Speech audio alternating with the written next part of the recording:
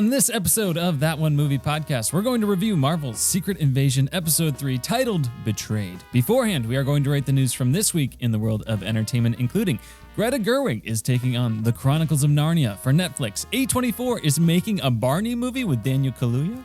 J.J. Abrams promises an emotional, grounded, and gritty Hot Wheels movie, LOL. Tarantino shares the likelihood of him making Kill Bill Volume 3, and so much more. Of course, we'll also share our thoughts on the new trailers for Ridley Scott's Napoleon, Scorsese's Killers of the Flower Moon, and the Nun II Nunya business. As always, use the time codes in the description to jump around to whatever interests you the most. I'm Jimmy Youthy. This is my co-host, Holden Sutter. Hello. Take a seat, grab some popcorn. It's time for TOMP.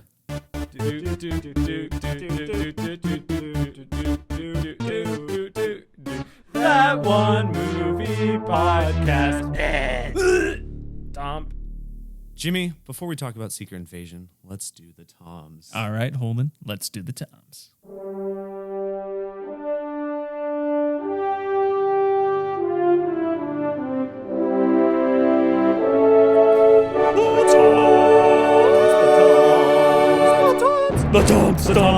The TOMs.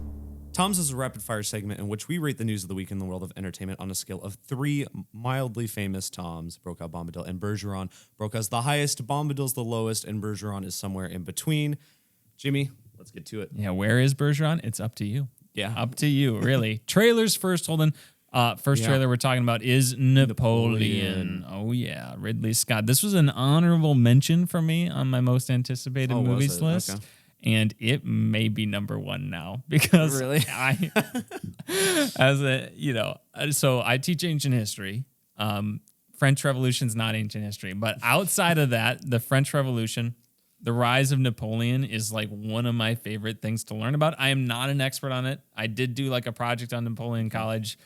In one year out the other, kind of with that. But I'm so looking forward to this because it looks so epic. Ridley Scott, the dude is like 85. What the heck? Very old, but the production value on this looks crazy. Insane. This looks. I do not see how they're going to make whatever budget they have on this back. Yeah, it's probably like 3 hours long. It's a historical epic, and it looks this good. I can't imagine what the budget is. I have no idea, but. You know, Netflix dishes out insane money for Red Notice and The Gray Man. Meanwhile, at least Apple TV Plus is like, you know what? How about we just give a bunch of money to Scorsese for Killers of the Flower Moon, to Ridley Scott to make this just epic movie. Proven filmmakers that will make high quality movies probably. Well, if you're going to give that much money, give it to a director who's got a specific vision. Yeah. But obviously, give your startups the chance on a smaller scale, I think.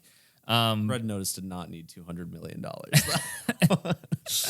But I just thought this looks so good. You got Marie Antoinette being carted off. We're about to get decapitated by the French mob. Reign of Terror. Lots of good stuff. You got the Battle of the Pyramids is in there, Holden. Okay. Epic. Looking forward to that. All right. I am familiar with Napoleon, crowning himself. That was a big moment. But other than that, I've honestly forgotten a lot about my Napoleonic history. Other than that, it's super interesting, and he got exiled a bunch. He kept coming back. I was seeing comparisons before I'd watched the trailer. I saw similar shots of when he's getting crowned. He has a laurel wreath crown thing on underneath what he's putting on, and it looks like the thing he's wearing in Gladiator. Oh, sure, yeah. As Commodus, as I believe is his character. But he's already played a very powerful emperor. And here he's gonna do it again. So I know next to nothing about Napoleon other than the hand in the shirt thing. Yeah, that's really about it. And he's French. That's really it. I heard. I mean, there was that thing where he was apparently short, but I hear that's not really true. Yeah, or something. More kind of average for his day. Yeah. So in the trailer, Joaquin Phoenix does kind of tower over everybody, but maybe it's figurative. He's a larger than life individual. He is. Yes. He really is. Yeah, no, I mean, I really didn't have any hype for this movie prior, but I mean, it at least looks very entertaining. And I forgot to look up who's playing the love interest character. Oh, she looks very familiar. Yeah, she looked familiar, but I think this movie is going to be so good. I am so excited. I don't know how historically accurate it's going to be, but it's going to be epic. and awesome. It looks amazing. The battles during Napoleon's time were just so big. Like it is, again, it's like Game of Thrones level stuff. One of my favorite stories, and I just cannot wait to see it on the big screen. Accurate, not accurate. At this point, I don't even care, because a lot of the stuff that Napoleon actually did is pretty insane. I thought the scene at the end where he like lures the other army under the ice was cool and hilarious. Oh yeah, it's a trap. The guy like Admiral Akbar, and they just cannons them into the lake. Not sure if that's true or not, but it's cool It'd be either pretty way. cool if it was. I like the line. He's like, "I'm the first to admit my mistakes. I just never make any." It's pretty good. Pretty good then. Yeah, Ridley Scott's modern track record is a little bit more iffy than his like older stuff. So that's kind of where my, where I'm not so sure as much, but it does look at least really entertaining and fun. So I am excited. I hope this brings back the historical epic. Yeah. I really do. That's a genre that I miss, and Ridley Scott just single-handedly bringing that. What was his back. last movie he made that was like a historical epic? The Last Duel. Oh, I don't think that was as much of an epic. Yeah, but some people were like, "Is this going to bring back the historical?" I don't know. I never did see it. I heard some people really like that movie. Came out the same year as House of Gucci. Apparently, wasn't that good. Yeah. This is going to be a Thomas 2 thumbs up. Brokaw, a.k.a. Tom Wobsgans, for me. That's the highest rating you can give. I'll just give it a Brokaw myself. But I'm not as much of a historical nut, Jimmy. Yeah. More of a contemporary nut. Yeah. Sci-fi nut. Yeah. All right, Holden, the next historical epic that we're going to talk about is Apple TV Plus historical epic. Killers of the Flower Moon, Martin Scorsese's next film. Obviously, we had a teaser trailer already, but not that long ago. It feels like this came out really quick after that, which is weird because this comes out like October. Yeah. So there's an interesting piece of this trailer that, as someone who read the book and forgot most of it like 4 years ago, this trailer intrigued me because if I remember correctly, the book is a lot about trying to figure out who did everything, like who was behind all this. And in the trailer, they just blatantly show you things that were huge mysteries in the book for a long time. So I don't know if they're coming at this at the angle of, hey, we're just going to show you who's behind this and watch these things come together, because Jesse Plemons' character, he's like Tom White or something. He's like this, is he the FBI? Guy. He comes down, and Jesse Plemons is going to be so good in that role. And I love Jesse Plemons. He's great. I am so looking forward to that. But a lot of that book is him trying to kind of figure out what's going on here. Whereas I don't know if that's going to be as big of a role in this, or more of it's just like we see everything from like kind of this third person omniscient viewpoint. I just thought it was a thing that stood out to me as someone who read it and forgot it. And maybe I'm just completely misremembering the book as well. Well, I think what was interesting to me about the trailers, it like at least the first half just has like a completely different tone than the previous trailer. It kind of feels like it's being, and I don't know which trailer, I mean maybe both to some extent, is more representative of the tone of the movie, but this feels like it's more made to appease to like a wider audience, to like draw them in, versus the last one, which was very dour and just like people like, do you see the wolf in this picture and all that. But that's really what stood out to me, because this feels more like not like one for one, but it feels like trying to draw in like a Wolf of Wall Street Scorsese crowd almost. But there's almost like a revenge aspect to it, like these people, we know they're taking our money and stuff, and we're gonna get them back and all that. I don't know. It's interesting to see what this is going to be. I know it's going to be over 3 hours. Yeah, another just long movie. So, there we go. I'll give it a Brokaw. Yeah, it's at a Brokaw for me too. It looks good. I mean, the performances look like they're going to be really solid. I know once again nothing about this, so I am just interested. Like the stuff you said was maybe spoilery. It did not click with me at all. No, it wouldn't. If you didn't read you would not know at all. So I don't. Yeah, but. Yeah, interested. It might be one of those things that's like in retrospect, like after you see it, like, oh wow, the trailer gave a lot away. But when you're watching the trailer, you don't realize it's a big deal. Yeah. All right, last trailer, Holden, is The Nun II, which of course I like the subtitle. None Your Business. This looks like another just generic. God, Valak looks very back. not good. Valak. Yeah. I'm Balak. No, back. I'm trying to do Valak. Back. I'm black. I'm the back. Yeah, no, it doesn't look very good. I mean, the first one was kind of bad, so it's not really Yeah, a surprise. We saw it. It was kind of funny. Like I think we had a good time just kind of laughing at it. From what I remember, Yeah. it was pre-podcast, so we don't have a discussion of it. But yeah, it's like. It's weird they're making a second one. I get that the nun ghost is a really cool design and concept. Like it was so good in The Conjuring too. Yeah, great. Standout. But yeah, I feel like at this point we've just seen everything it can do, right? Yeah. I don't see everything the trailer showed was just like generic jump scare stuff or like something we've already seen from this ghost, so I don't really know what else there is to do with it. She's not a ghost, Holden. She's a demon. Oh yeah, demon. Okay. My bad. Valak. Valak. I think it's Valak. Yeah, you're probably right. Valak. The main character from the first one is back apparently. Vera Farminga's sister. I could not have told you that. I do not remember anything about the nun, really. Other than, wasn't there like, didn't they tie it into some like random footage from the first Conjuring movie or something? I think so. Yeah. I think like some recording that's made or video or something like that turns out to be something that's used, or a photo or something that's used in one of the Conjuring. I don't know. What's something weird about that? What's the Annabelle movie that Annabelle Creation? Yes. Is that the second one? Second one. Yeah. So maybe, Annabelle Comes Home was whatever. Never saw that one. It was fun enough, I think. Okay. Nun was, bad, but pretty fun.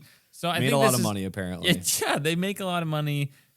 It would be great if we got a good film too, but at least make it entertaining. I do think I like the bit with the magazines flipping and you see her. I kind of laughed at that. I thought that was kind of dumb because it would just like happened to flip open to like things that like images that perfectly built the nun. I was like, this is really silly. Well, it didn't happen, Holden. It was the demonic forces doing that.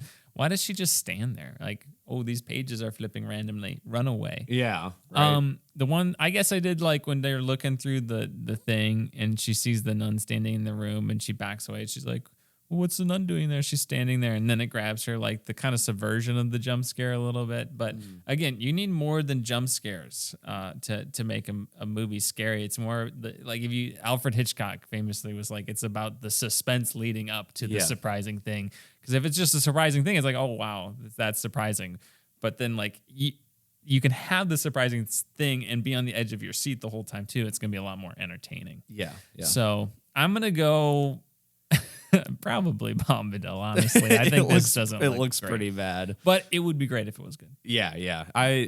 We'll probably watch it. At least I think we should. I think it'd be fun. We'll see what else comes out that week. But yeah, I'll give it a Bombadil.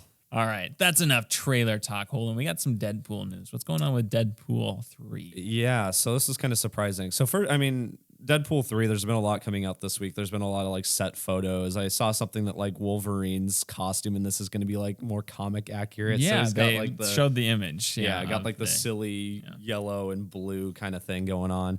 So that's kind of cool. But the main thing I wanted to mention is that apparently Jennifer Garner is going to be reprising her role as Elektra from the really bad Daredevil and Elektra movie from the mid-2000s, the Ben Affleck Daredevil. Wow. That's just kind of random and surprising. The size of role is currently unknown. I mean, considering how early this has gone out, I might be more than a cameo would be my guess, but there's no way to. Well, this is going to be a multiverse round, probably, right? Yeah. Well, the best route maybe even for Deadpool to take right now is like to make fun of multiverse movies. Yeah, make fun of multiverse movies. Go to like just movies no one likes. The universes of movies no one likes. Yeah, which I think would be a genius play for Deadpool, and especially now, like people are already getting the multiverse fatigue. Mm-hmm. So I think that would be a good idea. A little disappointed that she's not playing the Capital One credit card lady. Yeah, no. It'd be cool if she did both. Yeah, there you go. Deadpool, who knows? Yeah, no, I think this is cool. I mean, I wouldn't be surprised if we do see a Ben Affleck Daredevil here too. Have you seen that movie? No, I've seen a lot of clips of it, and it does not look good. The Elektra one, I don't know. That's a spin-off movie from the Daredevil film. I don't know anything about the Elektra movie, but I've heard it's also not good. So Sweet. I'll give this a Brokaw. Why not? yeah, I'll give it a Brokaw. I think it's fun. Bring back these random roles. Next up, we have a little bit more Marvel news. Shang-Chi 2. So in a kind of Twitter AMA thing, when asked about the status of the sequel, so the star Simu Liu said that he had previously been told the sequel will follow the next Avengers. He doesn't clarify if that's both Avengers or just the next one, but it keeps being pushed back beyond his control. And that makes sense because currently I believe the director of Shang-Chi is the one that's directing those Avengers movies. Oh, so he's probably right. he's tied up with those, I'm sure. Yeah. I really enjoyed Shang-Chi, sorry. I thought the action in it was really particularly good. I thought it was very entertaining. I thought The it had villain a was great really good. villain. Yeah, I thought it was one of the better Marvel movies of the last few years. Mm-hmm. So, yeah, I mean, I definitely want to see a sequel. But don't just put it in the machine and spit it out. You know, I mean, let's have an actual movie. Let's have a story that works for this character, and maybe even the wider universe as a whole. And let's do it when it seems right and not just force one out. So bummer that we're gonna have to wait for Shang-Chi 2 for a while because I did enjoy the first one so much, but. I mean, I would imagine that Shang-Chi is going to have quite the big role to play. Probably, yeah. In some of the Avengers movies. So, yeah. I will give it a Bergeron. Yeah, I will also give it a Bergeron. All right. So previously we talked about Disney Plus removing a lot of stuff. I think we talked about it for a couple weeks. And there's one more notable thing here is they just removed the movie Crater, which is a film released just in mid-May, literally been out 7 weeks on Disney Plus. It was released mid-May. From what I understand, it was about this group of kids who live in a lunar colony and kind of go exploring in this crater thing. So I don't know if it's like a Goonies set in space kind of thing. But, and then they're forced with a moral ambiguous choice, and they say, we have to do this for the crater good. Oh, that'd be good. That'd be good. But yeah, I just wanted to know. I wanted to mention it because it was literally like beginning to mid-May. It was released, and now it's just gone. Just gone. Yeah, and from what I understand, the movie kind of got like mediocre reviews or whatever. So I'm sure it's not like I mean it might be someone's favorite movie, but still, I was gonna say shame. there is a little kid out there who watched this movie. Their favorite movie is just gone. Yeah, probably. And the actors and actresses in that movie, it's just. You know, they just put it in the Disney vault, I guess. I guess. Yeah, I obviously look, the things that they've been doing, you know, Max and Disney Plus, the things that they're removing, Paramount or whatever it was, Peacock, Paramount, I think. That's right. The stuff they were removing, I don't really care about. Probably was never going to watch anyway.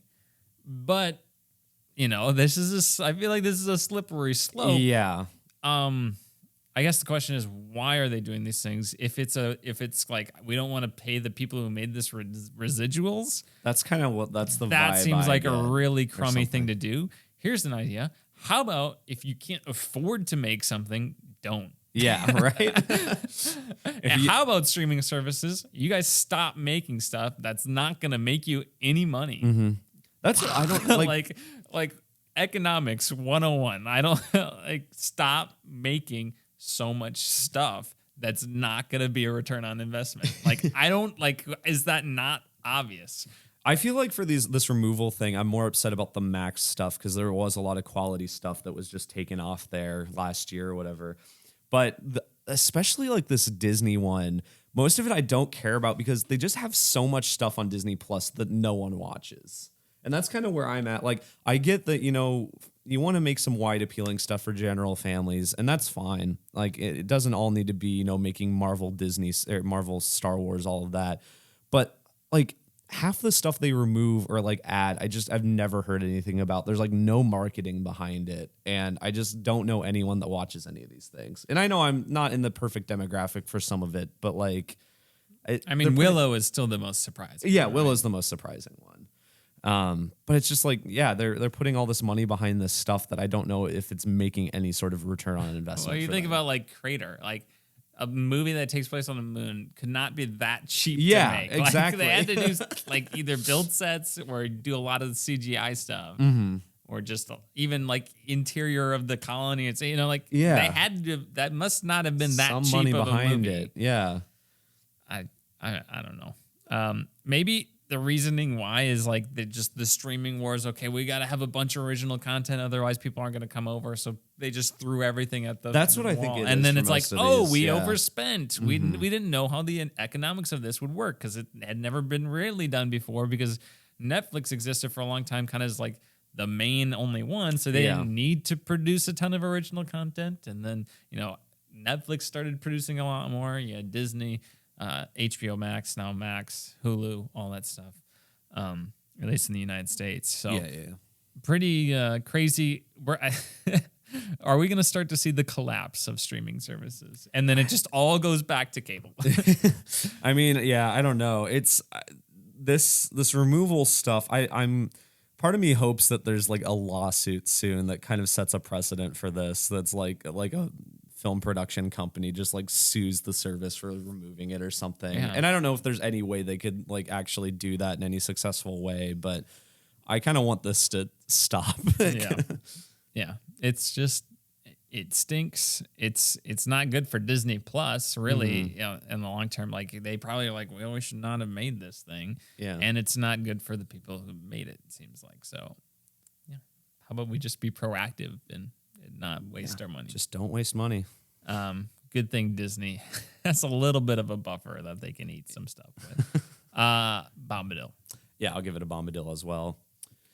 Next up, Jimmy, Quentin Tarantino in an interview was asked about like if Kill Bill Volume 3 has any chance of happening, and he says it will likely never happen at this point, reiterating that his upcoming movie, The Movie Critic, is going to be his final film.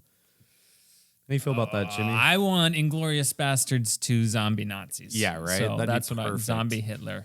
Kill Bill Volume 3, obviously a lot of people said, well, he's just going to wait to make Kill Bill Volume 3 and that'll be his cop-out for his like next movie, or that should be his last movie or whatever. Look, I like Kill Bill, not my favorite Tarantino movies. I haven't seen them in a long time. Yeah, I haven't seen them in a long time either. I enjoy them.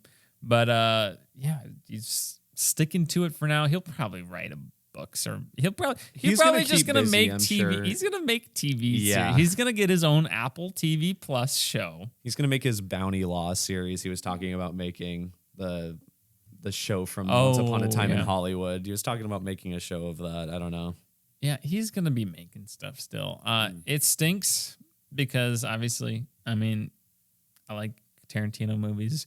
Here Ridley Scott is making them when he's 85. Yeah. Putting grandpas to shame everywhere. Him and John Williams just keep going, chugging unbelievable. So it'd be cool to see Quentin Tarantino come back, and you know, maybe he'll do the Movie Critic and he'll be like done for like 15 years, and then he'll be like, I gotta come back for one more. Yeah. I think my thing with Volume 3, and don't get me wrong, I would love to see a new Kill Bill movie as much as, you know, any other new Tarantino movie, but I don't really know what they'd do with a Volume 3. Like, it's just like, I mean, obviously the whole story was wrapped up by the end of the second one, so they'd have to just come up with something new. So I don't know. It's just, I feel like it's fine as a duology. Yeah. And it is disappointing, I guess, because he had previously said he would make a third one possibly, but yeah, I don't know. Yeah. And honestly, I would just rather see him make something else. Yeah, personally. Probably. Yeah. Because I think that kind of martial arts style action movie has been filled by other films. Yeah.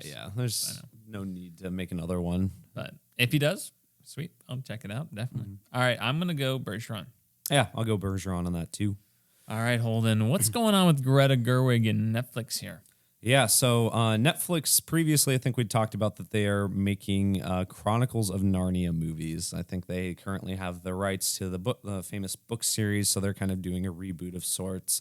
Not exactly sure how that's panning out. Aside from the first two movies in the series are apparently going to be written and directed by Greta Gerwig. Yeah, can't wait for them to make 2, maybe 3, and then not make the other ones because they're Netflix. Yeah, exactly. Yeah, and I mean, if they're probably gonna have to be high budget, and even if they are popular, Probably. how much? Yeah, They're gonna have to be high budget. yeah, but they're gonna be like Netflix originals, I assume. So like, how much money are these like actually gonna make back for them? I don't know. That's the problem with these big budget like straight to streaming movies.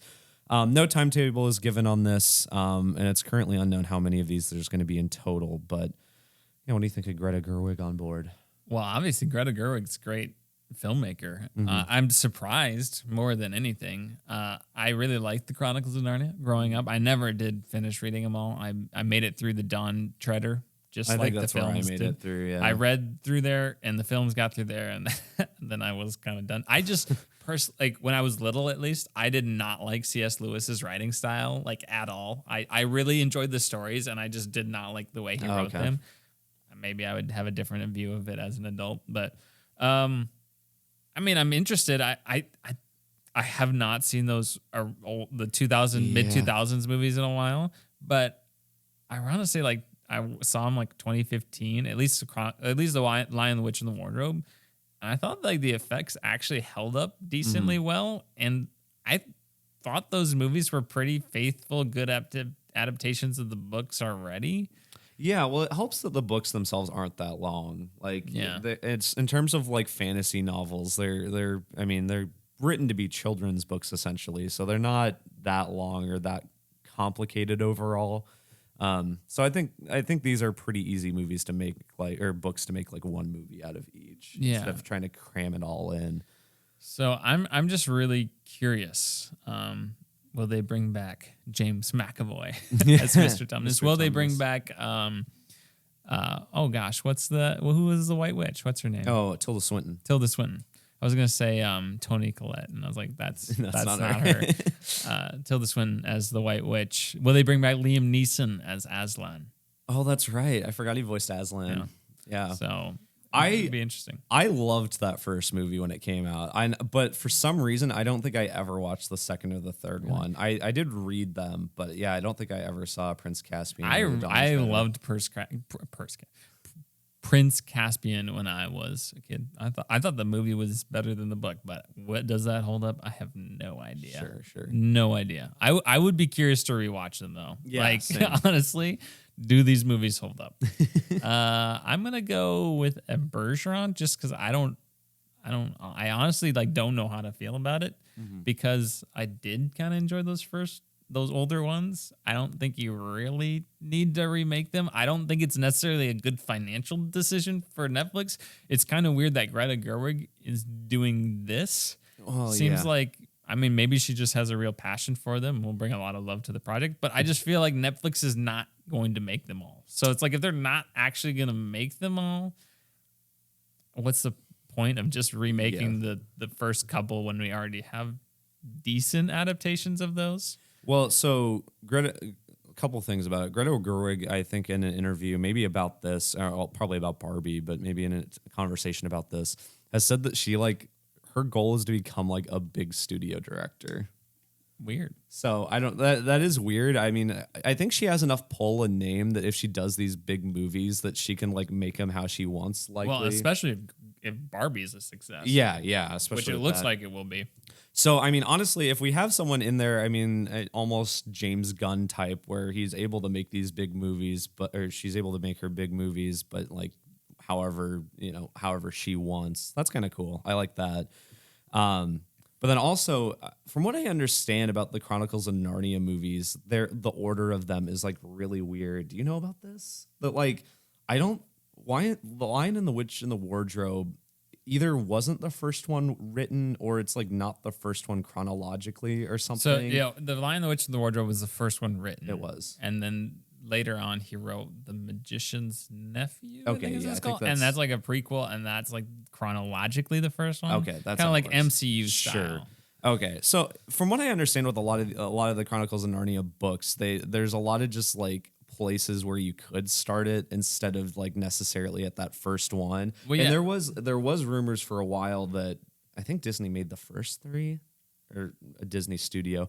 Regardless, whoever made the first three, they were gonna like soft reboot it with just like one of the later ones and like not really be.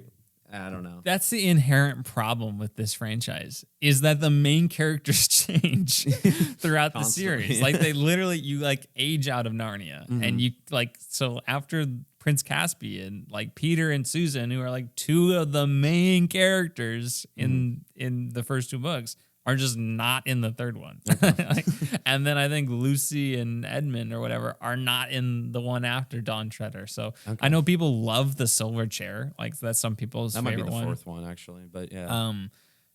And I don't think that has any of the original characters in it. So I'm curious. I've always wanted to see an adaptation of it because people have said it's so good and I've never made it that far in the series. I probably will not go back and read them at any point at this point. So yeah, I mean, we'll see what happens. I felt like I was gonna say something else, but I totally forgot. So anyway, that's where we're at. Yeah, I think I'll give that a Bergeron. I mean, I'm interested at least. I am interested. I'll watch these. Yeah. Definitely. I'm gonna watch Netflix. It. If it's on Netflix, might as well. I'm gonna watch it. So Bergeron for me. Let's move on to the Hot Wheels movie. What the heck? Why are we getting the Hot Wheels movie? Yeah. So the next two pieces of news kind of go hand in hand because they're both Mattel properties, apparently. But J.J. Abrams, who is a producer on the upcoming Hot Wheels movie, apparently says that the upcoming adaptation is going to be emotional, grounded, and gritty. I actually think this project has been announced for a while, alongside maybe some other Mattel movies. But it took them a while to sign off on it. But they're apparently on board with this idea that J.J. Abrams described. So, what do you think of this, Jimmy? I am very skeptical. I used to be a J.J. Abrams like stan. I like stood by his side. And then he came out with The Rise of Skywalker, and I am like, dude, I just do not trust your judgment anymore. I think you are Paradox. I cannot believe any word you say. I had fun with Cloverfield Paradox. I think that movie is over exaggerated how bad it is. I think it's pretty bad, but it's like funny not bad. Great. It's kind of funny great, bad, but it's entertaining. Yeah. It's not like, well, the problem with Cloverfield Paradox, not to get on a huge tangent, is that came out after 10 Cloverfield Lane, which is a really good banger of a probably movie. The best Cloverfield movie. Yeah. So I don't know what to think of anything J.J. Abrams says. When he comes out and says a Hot Wheels movie is emotional, grounded, and gritty, I just want to laugh at that, personally. Look, Barbie, I would have laughed at that idea too. And it looks like it's going to be awesome and a huge success. So shows what I know. I hope it's I hope they figure out this Barbie route. I would say Mattel, better to leave the well with a little bit of water than to completely scrape that sucker clean. End on a high note instead of just burying yourself in your own grave too quickly here. But I mean, they're obviously capitalizing on the impending success of Barbie. We'll see how it goes. Of these two movies that we're going to talk about, this is definitely the one I'm less excited about. Yeah. Which we'll talk about this second one here in a second. What are your thoughts? I think, I mean, if Barbie is successful, I think it opens the door for a lot of more toy-related movies, kind of like how Transformers did that a bit in 2007 when that was successful. But I just don't know. I think Barbie is going to be good because of Greta Gerwig and Noah Baumbach. I don't know. And obviously, I'm sure Mattel or whoever had to sign off on the script and stuff, but we had very talented filmmakers on there. And here, we'll see who gets on board the Hot Wheels movie. But I guess if it shows that taking risks with the property is what to do, maybe it will be, at least more interesting than what you might initially think. So, benefit of the doubt, I guess I'd probably give it a Bergeron. Yeah, I think that's good point. Bergeron, wait to see who's on board, and that will kind of determine my hype level for this one. Yeah. Let's talk about this Barney movie. Barney the dinosaur. Yeah, the purple one. Yeah, the purple dinosaur. So apparently, the article I read made it sound like this has been like announced previously. I don't remember reading anything about it, and I don't think we said anything on the podcast. But there is a new Barney movie being made, and what's notable about it is it's being made at A24. of all places. And it's being produced by Daniel Kaluuya, obviously the star of like Nope and Get Out and other things. But this movie is not going to be aimed at children necessarily, but it's not going to be rated R. It's just going to be leaning more towards an adult audience.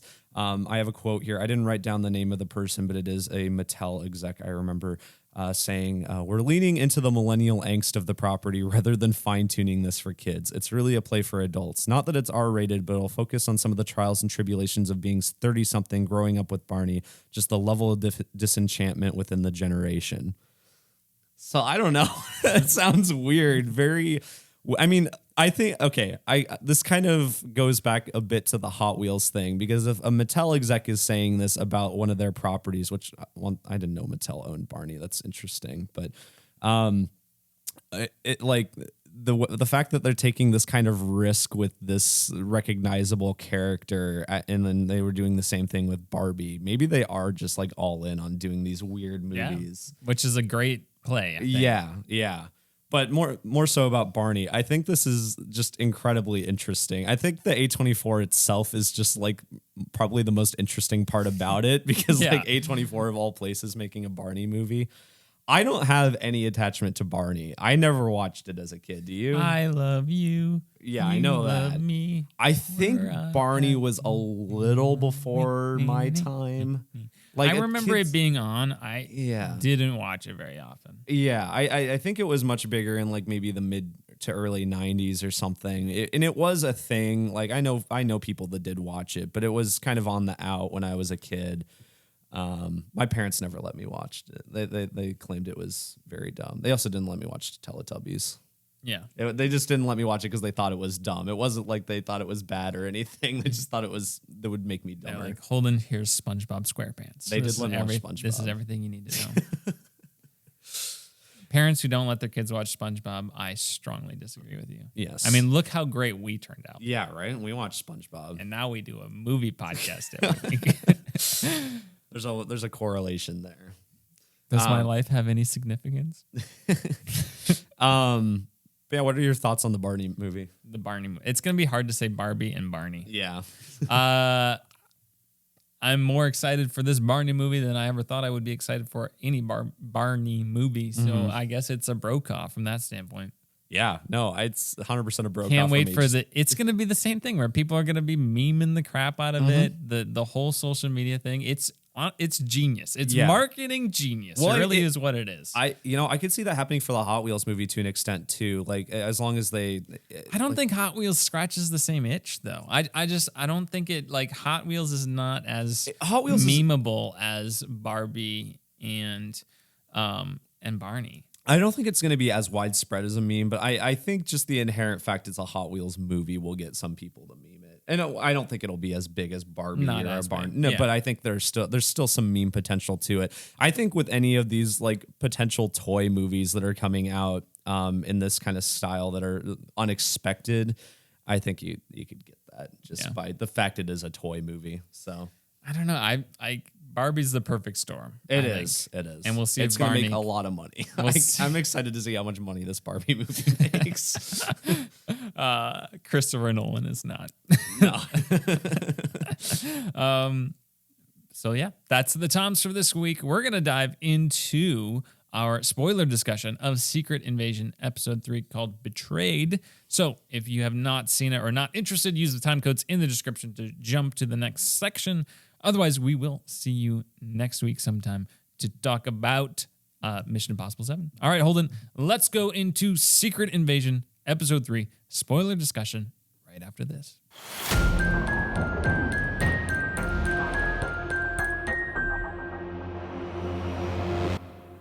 All right. Secret Invasion Episode 3. So first of all, we're not doing a movie this week because Jimmy was busy. My sister was in town, so spending a lot of time with her because I've seen some of the Fast and Furious movies now, and I know that family is the most important thing. It's important. So yeah, we're just doing Secret Invasion this week. Full spoilers. It'll be a shorter episode because of that, I am sure. But yeah, don't put it past us to ramble, Holden. Yeah, we can find a way to drag on for hours, I'm sure. But yeah, episode 3, Betrayed. We'd previously talked about how we quite liked the first 2 episodes. Jimmy just watched this one like an hour ago. I watched it a few days ago, so it's a bit more blurry for me, but I have the Wikipedia summary up in front of me. So and we got the old Disney Plus thumb through that we're gonna go through. So Holden starts off with Gravik kind of sitting down with I don't know who it is. The Skrulls who are gonna impersonate. I don't think officer. Is Gravik there? I don't know. Doesn't matter. The Skrulls are going to impersonate the naval officers, and then Gravik has a monologue about how they're going to become super Skrulls, which Holden, you had kind of mentioned that you thought was going to happen. Yeah, he literally says super Skrulls. So I'm like, all right, there we go. Super Skrull. And yeah, no, so it kind of shows this like weird little chamber thing that I assume is where they get the powers. It doesn't really clarify, but yeah. So it almost seems like their plan is to start this huge war to lure the Avengers in, and then they're gonna like somehow capture an Avenger. Yeah, because they know that even if they cause this world war or whatever, they're kind of attempting to start World War III. World War III. Yeah, World War III. You could say. They know that there's still like so many superheroes and stuff in the world that could just come in and put a stop to it or put an end to their schemes. So they need another way to stop them. Yeah, World War III has been in development hell, man. I mean, they thought it was going to be made in the 50s, 60s, 70s, 80s. I think Half-Life 3 has been in development hell for a while. This is even longer. But the Skrulls are making it happen. I think this is cool. I think freaking Secret Wars is going to be really intense. Like which Avenger is a Skrull and which one isn't, and kind of like that. It's going to be like Avengers mixed with The Thing, and sign me up for that. Do you think that's awesome. what this is setting up? Because I that would be really cool if that's what's happening. But I also wasn't sure if they're just wrapping it up in this series. Here's my hope for this series. And I think this would be a huge missed opportunity if they do not do this. Is literally the series ends with like Captain Marvel being copied or something. Yeah, that would be cool. Like I think like one of the Avengers literally being copied. Thor, probably not whoever. Captain Marvel because we got the same. Maybe, but something else. I don't know who would Thor, Doctor Strange. I don't know. One of the Avengers being just cloned. That'd be really cool. And I just think that would be really interesting. And then that movie just kind of being like, oh right, who's actually an Avenger, who's a Skrull. Well, and I think it lends itself super well to the inevitable big battle at the end of Secret Wars or whatever, because you could have super powered Skrulls that have all these superpowers from different people throughout the MCU, and lots of different colored lasers. Yeah, lots of colored lasers going around. So you're right. While I want this to obviously have a closed story and be able to conclude to an extent, I do think that would be a really cool. I don't think that's necessarily what Secret Wars is in the comics, but that would be really cool. What is Secret Wars in the comics? I think Secret Wars is like, I don't know exactly. I don't think it's Skrulls. I kind of vaguely knew at one point. I think Secret Wars, I believe, is where in the comics originally is where Spider-Man gets the black suit. Okay. But I think it's like this weird like space war. I don't know. I could be completely wrong. I could be talking out of my butt here. But Ace Ventura style. I don't know. My thing is, that's confusing for me as someone who doesn't know anything about anything comic related for Marvel. Why would you have a show called Secret Invasion and one called Secret Wars that's not related and they come out very soon against you? Yeah, 80s. All right. While I'm pulling this up, we can just talk about other things that... Oh, yeah. Battle World. Okay, yeah. So it's this weird, like, interdimensional, like, gladiatorial thing, I think. Wow. Which I don't... Considering... Oh, yeah, there's the black suit there, too. Considering... like it seems to be, I mean, we'll see if Kang sticks around or not considering recent events, but it seems to be that Kang's the main villain of this. I don't think we'll necessarily go, I don't know. Secret Wars is before Kang Dynasty, right? No, Secret Wars is after Kang Dynasty. After Kang Dynasty. Yeah, Kang Dynasty's first. Well, shows what I know. Well, now I'm sad because I thought that's what they were building up to. That would, no, I doesn't that sound way... That sounds really cool. So... Yeah. Yeah. All right. I Let me think just there's call still- up there Kevin can still be Feige. some Got hope. him on speed dialer. This is what you could do. Well, if they get rid of Jonathan Majors, this is how you change it. There you Do go. it this way. Do a quick reshoot for the last episode of Secret Invasion before it comes out. There you go. Well, if that doesn't happen now, I guess disappointing, but I can't hold it against what this actually is. You're probably right. It's probably just going to be some random. They got some superpower, and then there's a bunch of lasers in the last episode, and it's all just neatly wrapped up, and we just barely missed out on a That's human kind of what extinction. I'm thinking. Well, especially since these Disney Plus shows, like they are they do affect the movies to an extent. And I mean, I guess with like Falcon, the new Captain America next year, it'll be a bit more, but haven't tied in super heavily. Like it's stuff that you can kind of miss overall. Like you probably won't miss a ton, but yeah, I will be disappointed because I hadn't even thought about that. But your idea sounds cool, so I like that. Yeah. Maybe it would not work in execution. Who knows? But Anyway, this episode we went on a tangent. Yeah, we did. And there's people out there who know way more about the Marvel comics they're who are probably just screaming banging at me their about heads. They what clicked Star away a Wars long time is. ago. Sorry.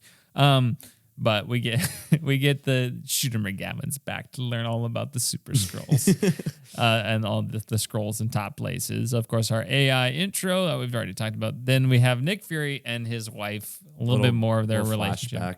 Little 1990s New York flashback in the diner, talking to each other when she like first takes on the form that she is today. I don't know if it's a controversial. Well, no one's watching this show, first of all, so it doesn't really matter. But I don't know what anyone's thinking about it. But I think the way they're doing Nick Fury's backstory is really good. I like how they're fleshing out him like a bit, but he still is mysterious. Like he's always been a mysterious figure. You never know everything going on about him. But we're still getting tidbits of his past, like that flashback gives. And obviously now we see his relationship with his wife, who he apparently is aware is a Skrull. We were theorizing last week, maybe not. It's not the case, but yeah, I like what they're doing with Nick Fury in this series so far. Yeah, it is interesting. Obviously she brings up the good point of like, you know, when you were gone with the blip, like I had already grieved losing you, and then you came back and you like never actually came back. Like she's like, I understand that you would have to go away. It's the not returning that was the harder part. Yeah. We're still getting a lot of allusions to Nick Fury not totally being back or whatever, and you know going off right away. And we still don't fully know the story. Considering how much they're bringing it up, I assume there's going to be like a monologue Nick Fury's going to give later or something, kind of giving his motivation for all of that. But yeah, it's interesting to see how that's affecting his relationship with everyone around him. Mm-hmm. Then Gravik interrogates Gaia. He's on to her that she's kind of working behind his back, betraying her. And then we kind of have we have the parlay between Gravik and Talos. Talos, yeah. And I mentioned it to you beforehand. I think it's funny how Talos just has no chill during this parlay. like nobody in this episode, like even the conversations between Nick Fury and Talos, they're just mad at each other for so like angry. no. I'm like, well, it's been 30 years. Like you think you would like learn to somewhat trust each other at this point, especially like after the backstory that they give. Like how we like gave you all the intel and all this, and you would be nothing without us. I can understand why Talos is angry at Nick Fury to an extent, because after kind of the outburst in the previous episode. But yeah, no, most of these characters just have no chill this episode. It's very funny. But yeah, like Talos is the one that calls the parlay with Gravik, so you can have this meeting with him with really no threat of being attacked or whatever. And just the entire time, Talos is so aggressive, and like Gravik, like there's a couple times where Gravik is like, "This is a parlay again," and like, "Calm down" or whatever. And then Talos stabs him in the hand with a butter knife. Yeah, too. like, ouch. I liked the little scene with the painting of like, oh yeah, World War I. Yet all the like aristocrats and officers, statesmen sitting here while the people were actually fighting. So that was a nice little metaphor analogy for what was going on. But with that parlay scene and getting stabbed in the hand, we see Gravik has super scrolled himself a bit. I'm pretty sure that like power he had is supposed to be what I mentioned last week, which is the Iron Man 3 extremist power, which is like the fire people thing that are. Do you ever see that one?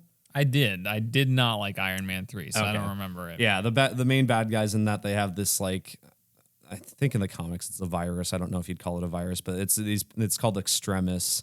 And it's they have like vague kind of fire powers, but also kind of regenerative properties. And I'm pretty sure that's what that is. So Skrulls don't naturally regenerate. I don't think so. Well, I guess what I'm going off of is the effect on his hand looked like the effect from that movie. So that's why I think it's that. Maybe Skrulls can, but I don't. Well, I mean, there was the other part in the other episode where one of the Skrulls got their hand cut off and it didn't come back. Yeah, so it is probably he's already experimented on himself a bit, I think. Maybe. So there you go. I really like Gravik as a villain. I do too. I think the actor has been doing a pretty good job. He's great, yeah. And I like he hasn't blown up an orphanage. He hasn't blown up an orphanage. It could still change. But it is like similar to that series, Falcon and the Winter Soldier. The character has like similar motivations in a way where, trying to, in that series, she was trying to find a place for these people that felt like weren't getting the right treatment despite they were there during the blip and everything. And so it's kind of similar in that way, trying to find, this, I don't know, I'll just, for lack of a better word, sanctuary for the people.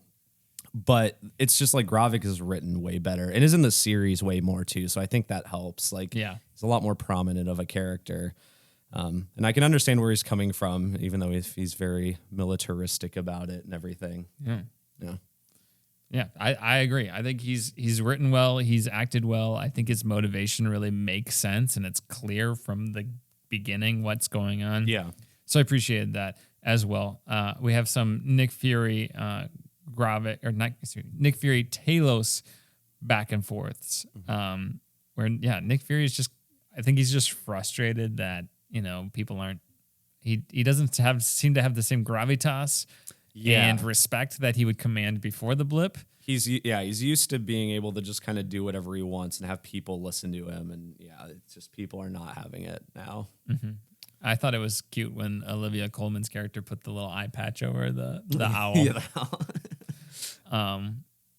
So then we kind of actually get some of the set piece action kind of at the end of the thing where this sub is going to blow up like a UN plane, it looks like.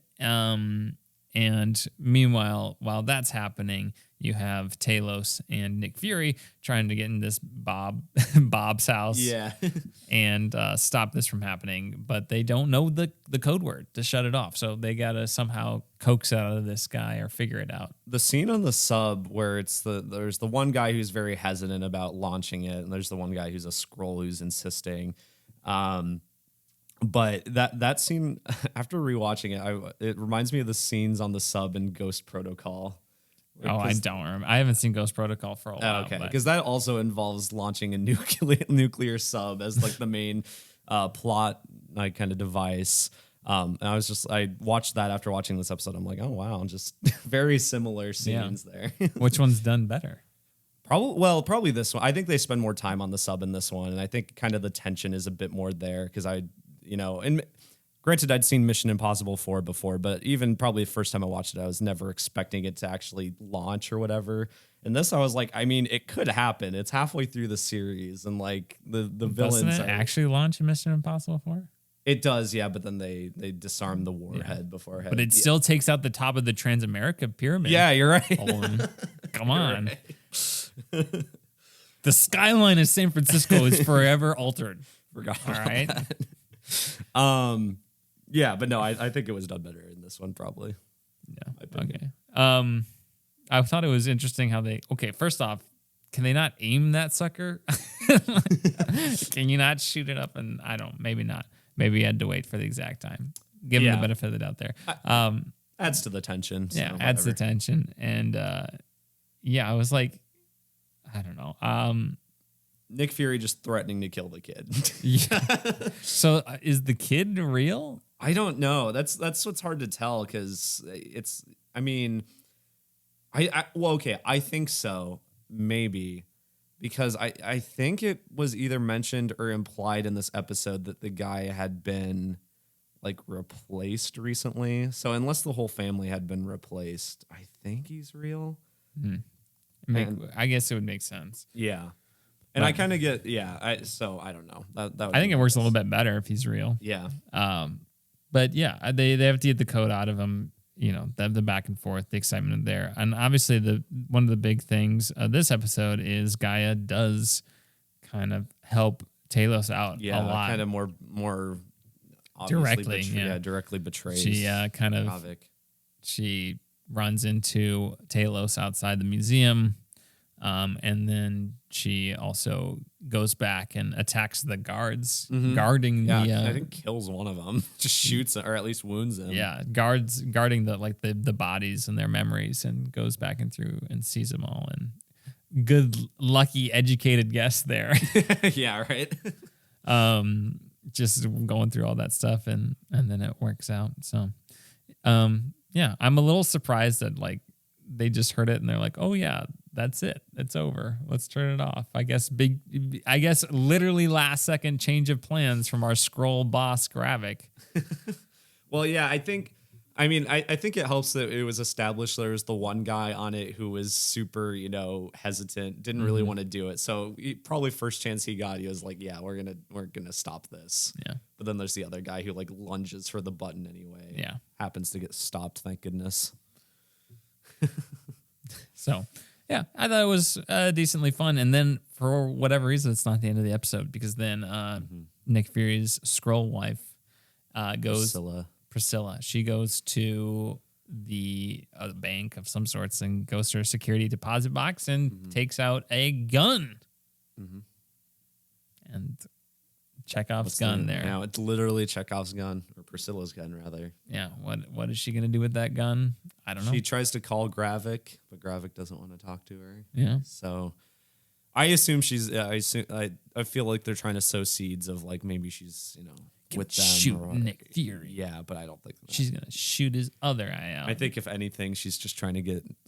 My guess is that Gravik doesn't want to talk to her because she's made her stance clear about working with them or, wanting to side with Nick Fury. Even though she said, earlier in the episode that, she understands what Gravik's doing and everything when she was talking to Nick Fury and whatnot. But. I hope after they win and Nick Fury's got like Gravik captured, he's like, he's too dangerous to be left alive. That'd be good. All right, Holden, thoughts on third episode of Secret Invasion? Overall, it's probably my least favorite of the three, but it's still good. Like I thought it was a solid episode. Had a lot of intrigue in it, and I think it's I'm still very interested to see where it goes. Only 3 episodes left, so yeah, I don't know. Supposedly there's like a high-ranking military person that's a Skrull or something. It's either Don Cheadle or the president. Well, okay, I was going to bring that up. Isn't Harrison Ford going to be the president in the Thunderbolts? That's true. Well, am I remembering that wrong? So he's playing General Ross, who is a character previously played by William Hurt, who's passed away last couple of years, who was previously just a high-ranking general. He's like the guy in Civil War who's like tells him about the Accords and everything. Okay, he sits him down in that room. Yeah, and I can't remember. Yeah, that sounds familiar that maybe at this point he's president by the time that movie happens. So it might be the president that's a Skrull. I'm totally I may be misremembering that. But for whatever reason, I was thinking Harrison Ford's playing the president, and I'm like, well, if that's the case, then the president is he's got to go. Is going to not be there. So we'll see. Maybe I'm just remembering that wrong and just getting everything wrong about this. But with that being said, Holden, I agree with you. Good, solid episode. My least favorite of the 3 so far. We'll see how it ends. Don't mess it up. All right. Yes, please. Don't do it. All right, let's go into our last segment, which of course is What Are You Doing? What are you doing? What are you doing? No, what are you doing? What are you doing? No, what are you doing? What are you doing? All right, Jimmy. This week, for What Are You Doing? I've been watching a lot of the Mission Impossible movies. Been trying to watch all of them before we go see the new one on Thursday, probably in a couple days. And I'm through the first 4. And it's been interesting. The first one I had seen previously, and I remember not really liking it that much. As I told you before the podcast, I think it was because I had seen Rogue Nation and maybe Ghost Protocol at that point, and I go back, and it's just like completely different from those movies. It's so much more about like the espionage and like suspense and everything, and it is like I didn't remember a lot of what was happening or like what happened in the movie, and I made a good educated guess as to what like was actually going on, and it turned out to be true, but it was still kind of tense, not knowing what was going to happen. Less focused on the stunts, a lot more of the spy work. Obviously, you have the very famous heist scene from that, and that is great. That scene is just like there's like no music and everything the whole time. It's just very tense and awesome. Also, one thing I noticed about all of these movies is they all have like accomplished directors attached to them. Like, I guess when you get to the third one, that was J.J. Abrams' first movie, but now accomplished directors. But this one's Brian De Palma, which I don't think I've really ever seen any of his other movies, but I'm familiar with the name, and I know he's a very famous and talented film director. That was just crazy to see his name at the start of that one. But yeah, I thought it was great. And I also mentioned, we'll probably talk about it with this new one coming out, but when we talked about the trailer, Jimmy was talking about all the Dutch angles. 100% think that's a tribute to the first movie. It is, and in the first movie, it's used really well too. So we'll see how, in context of the movie, how it is. But I think that's hearkening back to that first movie. There's a really tense scene in the first movie, which is like entirely in Dutch angles, and I was like, this is actually, could be cheesy, but it's the way they do it is pretty good. So. First one holds up really well. Second one is bad. No, second one's bad. Bad. Which is weird because, first of all, John Woo, a very famous, filmmaker from Hong Kong, I believe, made movies like Hard Boiled and a lot of famous action movies that influence stuff like John Wick nowadays. But I feel like with the second one pushed the series towards where it is now. Yes. Interestingly enough. I think 3 and 4 really solidify like the series as like a mix of the first two movies. Yeah. I think. And I think that's where it's always been at its strongest. But yeah, that second movie, I couldn't believe how boring it was for how much was happening in that movie. I watched That's it in right. two He's rock settings. climbing at the beginning, right? Yes. Yeah. That scene goes on for like 5 minutes. It's insane. But that's the one where he gets like the mission on the glasses and then he throws it like it's like that's right. And they blow up. So dumb. I just remember it being way over the top. It is very over the top. And I was just astounded by it. It wasn't even over the top in like an entertaining Fast and Furious way. It was just like really boring for most of the movie. I couldn't believe it. So yeah, I didn't like that one. 3 I had also never seen and pretty good. It's probably my second least favorite overall if I had to rank them, but it's still good. Like I think the gulf between 2 and 3 is pretty massive. Philip Seymour Hoffman is great. Yeah, he is. I didn't know he's he was probably in my that favorite movie. villain. Yeah. Of the series. And he honestly isn't even in it that much, but he makes quite the impression. I had no idea he was in that movie, so I was very excited to see that. Lots of Tom Cruise running in that one. Lots of close-ups too. Like every shot is a close-up for some reason. Yeah, I need to rewatch it. You can tell it's a J.J. Abrams movie. Yeah. Even though it's his first directorial like full-length movie, you can tell it's a J.J. Abrams movie. And then the fourth one is obviously very good. So I don't have a ton to add about that one. I knew going in I was probably gonna like it again, and I did like it. Everything in Dubai is great. Yeah.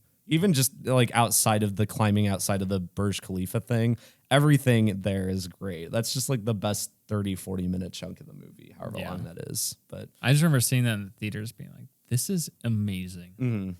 When that came, what was that, 2011 Ghost Protocol? Yeah, I think 2011. Yeah. Brad Bird, director. That was his The first Incredibles. live-action movie. That's crazy. And then he made Tomorrowland. Yep, So. Instead of Star Wars. God. So, yikes. Brad Bird. And then he made Incredibles 2, which was pretty good. Yeah. All right. But yeah, that's where I'm at. I'll rewatch Rogue Nation and Fallout. I'm sure I'll like them both, though. Fallout's the one. I've seen Fallout twice, and that's the one I've seen the most recently prior to rewatch, so I'm sure it'll still be good. So. Yeah. Sweet. I'm jealous. I wish I would have gotten around to those, but I'll have to do it before Dead Reckoning Part 2. And Tom Cruise, we didn't bring it up in Tom's, but he said he was going to do it until he's like 80. Yeah, which I don't know. Okay. I think if you want he's just going to do it until he dies. Yeah. Again, like Probably. we said, this is this is the shot where he actually broke his ankle. This is the shot where he actually died. Ethan, no. Ving Rhames. Ethan, no. Ethan, don't do the thing, the Dark Knight Rises, that at the end. Don't do that for real. I didn't realize that Ving Rhames is like also in all of these movies. He's like the only other cast member that's in every single one of these movies. So that's pretty cool. He's in the first one? Yeah, he's in the first one. I didn't realize that. Yeah, he's like when Ethan's getting his like ragtag group, like Ving Rhames is like this like ex CIA guy who's like apparently like a criminal at that time, and he gets him, and then at the end of the movie his slate's wiped. Yeah, I think I watched it in like 2015, 2016, so I'll need to rewatch it. Yeah. But anyway, outside of that, I forgot to write it down here, but I watched that new Superman animated series, the first 2 episodes. I don't know if you saw anything about it. Nope. Called My Adventures with Superman, or I think it's called. Pretty good. It's very weird because it's like an Adult Swim show. So I was expecting it to be a little bit more adult, obviously. But it's just like a kid, like normal, like superhero show in terms of like content. I think it's TV PG. So I think maybe, I don't know exactly why Warner Discovery dumped it there. Maybe they just needed to put it somewhere, but it's pretty good. I like the style a lot. It's kind of anime influenced too. I think it's an American studio, but it's kind of got like Avatar: The Last Airbender vibes, where it's obviously influenced by anime, but done by an American studio. But pretty cool. It's interesting. I mean, it's a Superman origin. It's young adult Superman in Metropolis, but it's like half and half him as Clark Kent, half of him as Superman. And the Clark Kent stuff is like a lot of investigative journalism so far. So I think that's kind of an interesting split, because you got like detective work almost, but like different from Batman, because that would be more like forensic stuff. This is more like going out and talking to people, like trying to figure it out. Yeah. It's an interesting concept. I like it so far. I'll probably keep watching it. 2 episodes out on they're on Max day after airing on Adult Swim. So very interesting. Like it so far. But I finished Kingdom Hearts finally, Jimmy. You got that platinum trophy on it. So yeah, I started Ghostwire Tokyo. It's pretty fun so far. I don't think it's like incredible or anything, but the gameplay loop is pretty cool. I like the different powers you can get, and the city traversal is a lot of fun.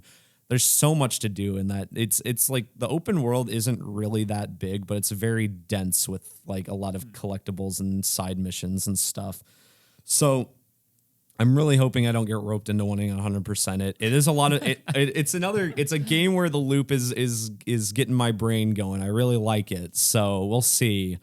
I'll probably do at least a lot of the side stuff, but yeah, I like it so far. But that's about it for me, Jimmy. What about you? All right. Well, for me, I have been playing. So my sister was home, and we had played Until Dawn, probably like 5 years ago-ish, and really enjoyed playing it. The kind of, I don't know, horror game where you make the choices of the characters. Can't be horror stuff. And so that Supermassive developer, they made The Quarry, which is kind of in a similar vein. And we've been playing that. My sister leaves later today as of recording this. We probably will not be able to finish it, unfortunately. So I don't know what we're going to do, because one of the cool features of this, I don't remember if this was the thing in Until Dawn, but they have like couch co-op. So like you at the beginning of the game, you like select characters, which character you want to be, like which characters you want to be. And then it'll just say, all right, player 1, player 2, player 3. Oh, okay. Yeah. I never played Until Dawn multiplayer, so I don't know. Yeah, I didn't either, so I'm not sure. So it's been fun. I don't like it as much as Until Dawn. I think it's a little bit slow in the beginning for me, like a little bit too much setup. My sister actually enjoyed that more than I did. However, things are starting to pick up, and I like that.